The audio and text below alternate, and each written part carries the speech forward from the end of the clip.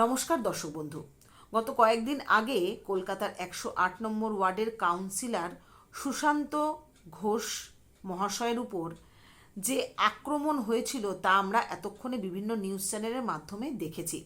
CC ক্যামেরায় ধরা পড়েছে বাইক করে দুজন আসে এবং তার মধ্যে থেকে একজন নেমে কাউন্সিলরের উপর অ্যাটাক করে।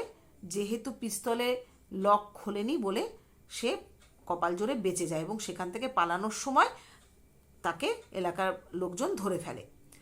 ধরার পর পুলিশের হাতে যথারীতি তুলে দেওয়া হয়। তুলে দেওয়ার পরে তাকে জিজ্ঞাসাবাদ করে যেটুকু জানা যাচ্ছে, মোহাম্মদ ইকবাল নামে একজন আছে যে তাকে সুশান্তবাবুর ছবি দেখায় এবং তাকে মেরে ফেলার কথা বলে, এবং টাকা পয়সার বিষয়ে জানতে চাইলে সে বলে যে না, এরকম কোনো কিছু তাকে দেওয়া হয়নি। এখন পেটের দায় সে করেছে নাকি এটা তার প্রফেশন সেটা তো আমরা ঠিক জানি না, তবে বিহার থেকে তাকে হায়ার করে নিয়ে আসা হয়েছে এটুকু জানা গেছে। বয়স খুবই কম, 17, 18, 19-এর মধ্যে বয়স হবে ছেলেটির।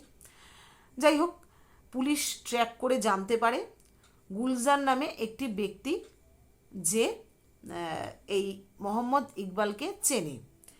অ্যাকচুয়ালি গুলজার বলে যে মোহাম্মদ ইকবাল তার পরিচিত বা বন্ধু, কিন্তু পুলিশের সন্দেহ কোথাও না কোথাও দানা বাঁধে যে না, এই সেই গুলজার যে কিনা মোহাম্মদ ইকবাল নামে নিজেকে পরিচয় দিয়েছে।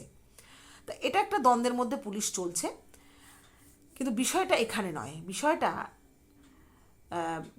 এই যে সুশান্তবাবু তিনি বললেন যে আগামী দিনে তিনি দল করবেন কিনা সেটা নিয়ে ভেবে দেখবেন।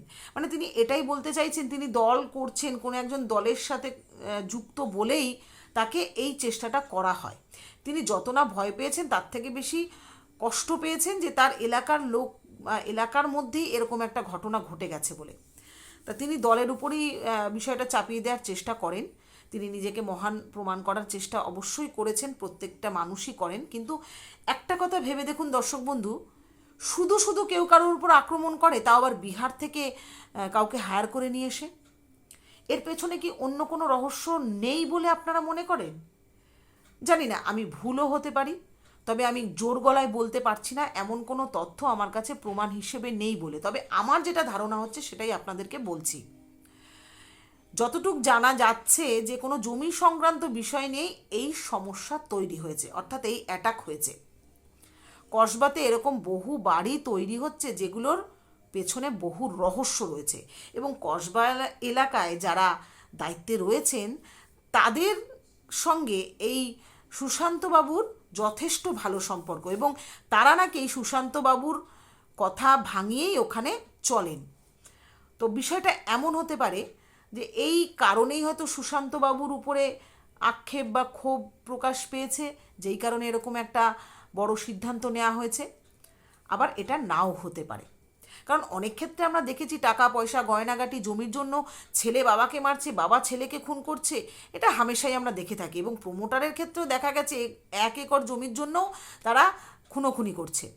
তবে যেখানে 2000 স্কোয়ার ফিট একটা জমির ব্যাপার, সেখানে তো ছোটোখাটো ব্যাপার নয়, বেশ বড় ব্যাপার। তাই খুন করার চেষ্টা করাটা এই জমি সংক্রান্ত বিষয় নিয়ে হলেও হতে পারে। আবার এমনটাও হতে পারে শাসক গোষ্ঠী নিজেদের দলকে স্ট্রং করার জন্য অপর দলের উপর দায় চাপিয়ে দেওয়ার কারণেই এমন কোনো ঘটনা সাজিয়েছেন।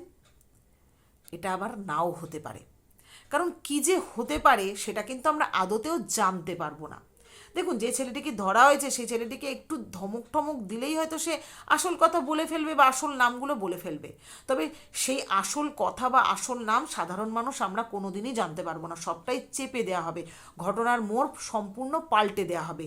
এই ইকবাল, মোহাম্মদ ইকবাল বলুন আর গুলজার বলুন, প্রত্যেকেরই বয়ান দেখবেন আগামী দিনে পুরো ধামাচাপা পড়ে যাবে, কেস খাবে এই বিহারের ছেলেটি। এর ভবিষ্যৎ সম্পূর্ণ শেষ হয়ে গেল একটা ধাক্কায়। যদিও আমি জানি না সে প্রফেশনালি কাজ করে কি না, তবুও আমার যতটুকু মনে হলো তার কথাবার্তার আদব কায়দায় যে প্রচণ্ড সে নার্ভাস, অতএব তার কাছে এটা হয়তো প্রথম কাজও হতে পারে। সবটাই আমার ধারণা দিয়ে আপনাদের সামনে তুলে ধরলাম। এবার কতটা কি সত্যি মিথ্যে আমরা কোনো দিনই কিন্তু জানতে পারবো না, কারণ এই ঘটনা কোথাও না কোথাও দুদিন বাদে শেষের পাতায় চলে যাবে প্রথম পাতা থেকে। হ্যাঁ, একটাই প্রশ্ন, যে রাজ্যে শাসক দলের নিরাপত্তা নেই সেই রাজ্যে এই তুচ্ছ মানুষগুলো, কিংবা যাদের কাছে এই সাধারণ মানুষগুলো খুবই তুচ্ছ, তাদের মূল্য কতখানি বা তাদের নিরাপত্তা কতখানি, বা এই নিরাপত্তা নিয়ে কারা কতটুকু ভাবে, সেটা কিন্তু আমাদের ভাবাচ্ছে। যাই হোক, আজ এই পর্যন্ত। আবার আসবো নতুন কোনো বিষয় নিয়ে। আমার কথাগুলো আপনাদের কাছে কেমন লাগলো অবশ্যই করে আমাকে জানাবেন। আমি উত্তর দেবার আশায় রইলাম। নমস্কার, ভালো থাকবেন সবাই।